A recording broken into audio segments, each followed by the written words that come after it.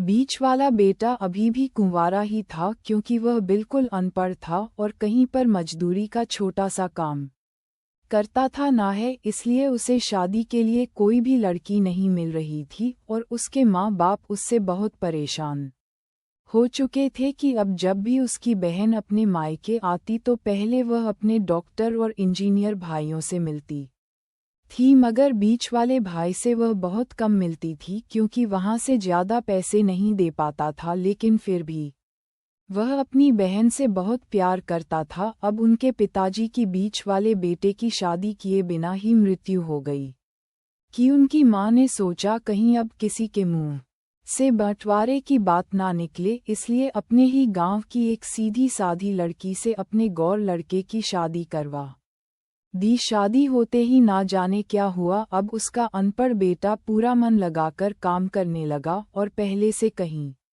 ज्यादा मेहनत भी करने लगा। अब तो उसे कोई भी दोस्त बुलाने आता तो वह उसे यही कहता था कि भाई पहले तो मैं जैसे तैसे अकेला कमाकर खा लेता था, मगर अब मेरी शादी हो गई तो मुझे अपनी पत्नी के लिए भी कमाना पड़ता है और कल को आने वाले बच्चों के लिए भी तो उस जोड़ना ही पड़ेगा। इसलिए दोस्त अब मैं तेरे साथ नहीं घूम सकता। ये कहकर उसका गंवार लड़का को सीधा अपने काम पर निकल जाता है। अब उसके दोनों भाई डॉक्टर और इंजीनियर आपस में ये बात करते हैं कि हम दोनों तो उस गुरुवार से कहीं ज़्यादा पैसे कमाते हैं, इसलिए हम सब घर और ज़मीन का बंटवारा कर लेते हैं और उस गौर से अलग हो जाते हैं क्योंकि अब वह हमारे बराबर कभी भी नहीं कमा सकता। इसलिए उन दोनों भाइयों ने अपनी माँ के लाख मना करने के बावजूद भी बंटवारे की तारीख तय कर दी है और उन्होंने अपनी बहन को भी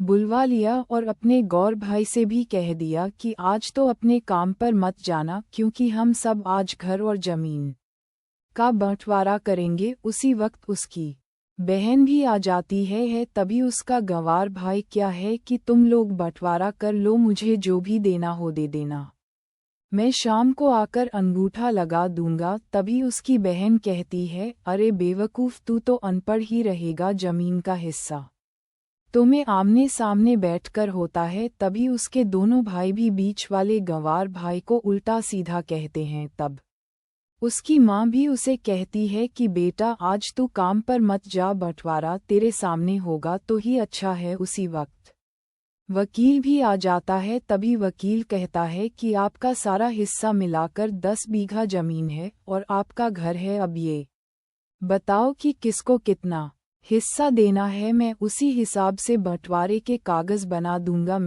उसी वक्त उनका गंवार भाई कहता है कि वकील साहब 5-5 विवाह मेरे दोनों भाइयों के नाम लिख दो और यह जो हमारा मकान है यह मेरी प्यारी बहन के नाम कर दो। तभी उनके दोनों भाई और बहन पूछते हैं कि और तू इससे में क्या लेगा। तभी उनका गंवार भाई कहता है कि मेरे हिस्से में मेरी प्यारी माँ है ना। और तभी वह अपनी पत्नी की तरफ मुस्कुराते हुए कहता है कि क्यों मेरी प्यारी पत्नी, क्या मैंने गलत कहा? क्या उस ग्वार की पत्नी अपनी सास से लिपटकर कहती है कि माँ से बड़ी वसीयत क्या होगी मेरे लिए। और उसी वक्त उसका गंवार पति भी अपनी माँ से लिपट जाता है। गंवार बेटे बहू के इसी प्यार ने जमीन जायदाद के बंटवारे को एक सन्नाटे में बदल दिया। तभी बहन अपने गंवार भाई के गले लगकर रोते हुए कहती है कि माफ़ कर दो भैया, मैं आपको समझ नहीं सकी। तभी उसका भाई कहता है कि मेरी प्यारी बहन, इस घर में जितना